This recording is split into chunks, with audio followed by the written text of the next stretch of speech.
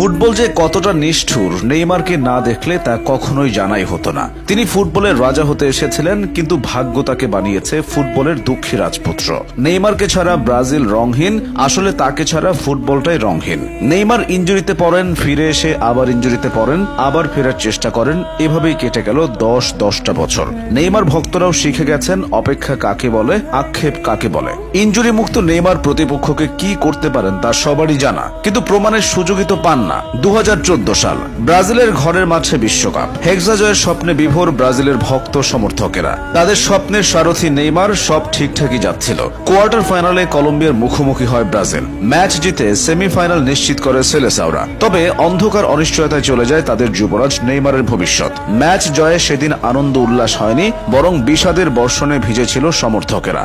Colombian খেলোয়াড়ের করা এক অপ্রয়োজনীয় ট্যাকেলে শত কোটি সমর্থকদের হৃদয়ে রক্তক্ষরণ ঘটিয়ে স্ট্রেচারে করে মাঠ ছাড়েন নেইমার। মেরুদণ্ডে বড়সড় ক্ষতি হয়। তারপর থেকে বারে বারে ইনজুরিতে পড়েছেন, হারিয়েছেন স্বাভাবিক ছন্দ, জুটেছে অভিনেতা তকমা। রাজপুত্র থেকে রাজা হওয়া হলো না। নেইমার সম্ভবত বিশ্বের একমাত্র ফুটবলার যিনি কিনা টানা 3টা বিশ্বকাপ ইনজুরি নিয়ে খেলেছেন। 2014 বিশ্বকাপের ভয়াবহতা ভুলে 2018 সালের বিশ্বকাপে এসে আবারও দুঃসংবাদ পান নেইমার। এই বিশ্বকাপে তিনি পুরোপুরি ফিট ছিলেন না। তার উপর প্রতিপক্ষ খেলোয়াড়ের ট্যাকেলের পর বারবার মাঠে ড্রাইভ দেওয়া নিয়েও সমালোচনার শিকার হন। এরপর আসে কাতার বিশ্বকাপ, এবারও ইনজুরির হানা। তবুও ক্রোয়েশিয়ার বিপক্ষে নেইমার সেরাটা দিয়েছিলেন। বারবার প্রতিপক্ষের রক্ষণে ত্রাস ছড়িয়েছেন, গোলকিপারকে কাটিয়ে দুর্দান্ত গোলও করেন। তখন কে ভেবেছিল কয়েক মিনিট পরই আরো একটি দুঃখের গল্প রচিত হবে? মেসি রোনালদোর মতো নেইমারও বড় বড় শিরোপা জিতেছেন। ব্রাজিলের জন্য মরীচিকা হয়ে থাকা অলিম্পিক ফুটবলের সোনাও ধরা দিয়েছে নেইমারের সৌজন্যে। তবে সেসব এখন সোনালী অতীত।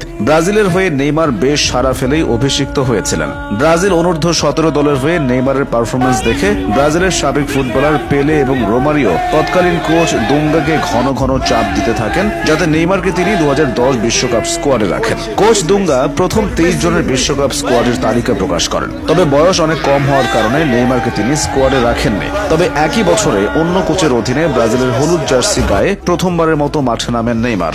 বয়স তখন মাত্র 18। অভিষেক ম্যাচের 28 মিনিটের মাথায় আন্দ্রে সান্তোসের অ্যাসিস্ট থেকে দুর্দান্ত হেডে গোল করেন। ব্রাজিলও 2-0 গোলে জয় পায়। এরপর 2013 সালে ব্রাজিলে অনুষ্ঠিত কনফেডারেশন কাপে খেলার জন্য লুইস ফিলিপে স্কলারির ব্রাজিল স্কোয়াডের গুরুত্বপূর্ণ সদস্য হিসেবে নির্বাচিত হন। আগের 11 নম্বর জার্সির পরিবর্তে এবার তাকে ঐতিহাসিক 10 নম্বর জার্সি পরতে দেওয়া হয়। ক্লাব ফুটবলে তিনি তখন সান্তোসের হয়ে খেলতেন। 2013 সালে নেইমার সান্তোস থেকে 57 মিলিয়ন ইউরোতে বার্সায় যোগ দেন। 2013 সালের 3রা জুন মেডিকেল চেকআপ শেষে নেইমার দর্শক ও মিডিয়ার সামনে আসেন। পেলের উত্তরসূরিকে স্বাগত জানাতে নিউ ক্যাম্পে সেদিন রেকর্ড পরিমাণ 56,500 দর্শকের সমাগম হয়। পেলে একসময় নেইমারকে পরামর্শ দিয়েছিলেন তিনি যেন সারা জীবন সান্তোসেই থেকে যান, কিন্তু পেশাদার ফুটবলে পরামর্শ আর প্রতিশ্রুতি রাখাটা কঠিন। বার্সেলোনায় নেইমার ছিলেন 4 বছর, 2013 থেকে 2017 সাল পর্যন্ত।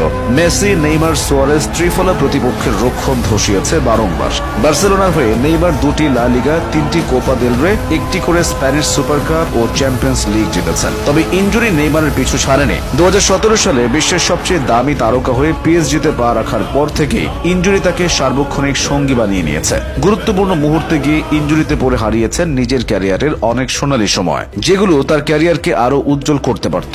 ফুটবল তাকে যা যা দিয়েছে তার 10 গুণ কেড়ে নিয়েছে।